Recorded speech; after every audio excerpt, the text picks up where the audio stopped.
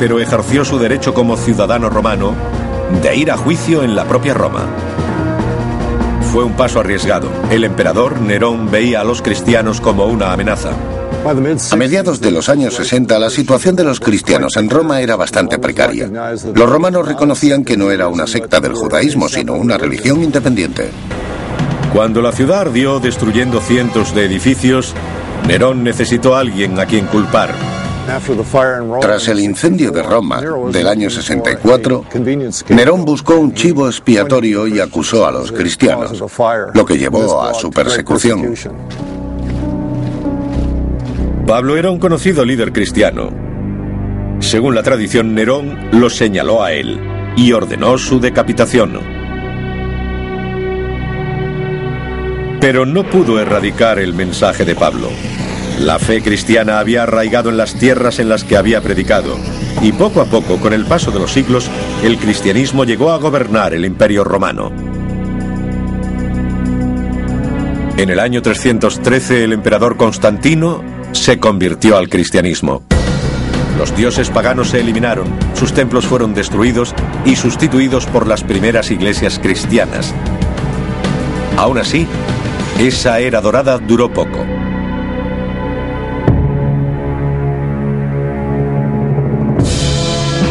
El destino del imperio y el de la iglesia estaban unidos. El cristianismo prosperó mientras Roma permaneció fuerte. Pero cuando ésta entró en declive, sus enemigos se convirtieron en enemigos de la iglesia. Este giro del destino se sintió incluso entre los lejanos cristianos de la Capadocia.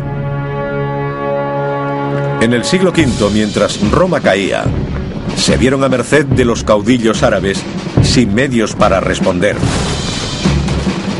Decidieron actuar de una forma increíble. Las decenas de miles de cristianos de la Capadocia se escondieron bajo tierra. Su extraordinaria historia no fue revelada hasta la década de 1960. El hallazgo fortuito de un pasadizo secreto llevó a una serie de extraños descubrimientos. Bajo el paisaje hay cientos de kilómetros de túneles construidos por el hombre. Sus entradas están sorprendentemente bien escondidas, pero abrir esas puertas astutamente ocultas nos da una nueva perspectiva de la historia de los primeros cristianos. Las investigaciones han revelado que los túneles formaban asentamientos autosuficientes, con todas las características de una sociedad sofisticada. La gente sobrevivió aquí abajo gracias a ingeniosos pozos de ventilación excavados en la roca. Es impresionante. Aquí se nota una suave brisa y nos encontramos a varios metros bajo la superficie. De hecho, llegan hasta una capa freática, por lo que tienen la doble función de tiro de ventilación y de pozo desde el que se bombea el agua. Tenemos un gran hueco cuadrado que parece una habitación, pero es una cuba en la que se pisaban las uvas. El caldo resultante pasaba por aquí y se depositaba en este hueco. La vida bajo tierra no debió ser fácil, y cuesta imaginar cómo sobrevivió esta gente sin ver el sol. No diferenciaban el día de la noche, y creo que eso debió provocar una extraña psicología en ellos. Debieron sentirse desesperados. Aseguraron las entradas a estos complejos con unas pesadas puertas con forma de ruedas. Algunas aún siguen selladas hoy.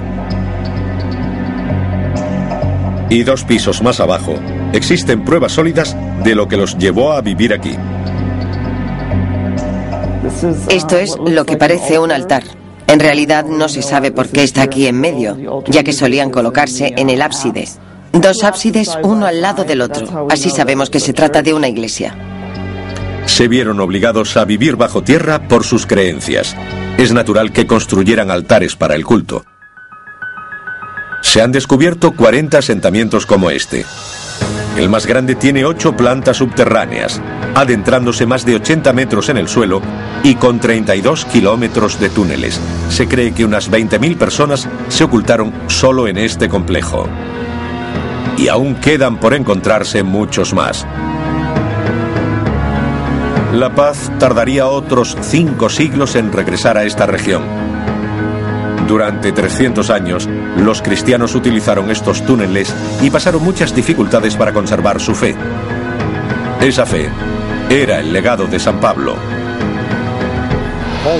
Muchos consideran a Pablo el fundador del cristianismo, pero el mensaje que proclamaba era el del propio Jesús. Escribió la mitad del Nuevo Testamento. Se le atribuyen 13 de sus libros.